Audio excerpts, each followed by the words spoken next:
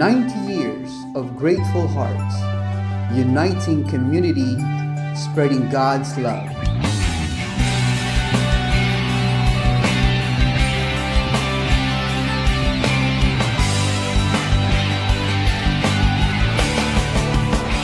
Ngayon ay isang napakahalagang petsa ang ginugunita ng lokal ng Marilao sapagkat kanilang ipinagdiriwang ang kanilang ika-70 anibersaryo ng pagkatatatag ng lokal.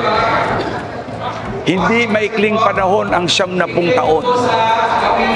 Marami ang nangyari, mga pagsubok, subalit sa tulong at awa ng Diyos, sila ay nakapagpatuloy, nakapamalagi, naging matagumpay ang kanilang kasaysayan, na ito ang kanilang ginugunita, ang maraming kabutihan ng ating Panginoong Diyos. Kaya masayang-masaya ang mga kapatid at nakikigalak ang buong distrito ng Bulacan South sa pagsapit ng kanilang ika-70 anibersaryo.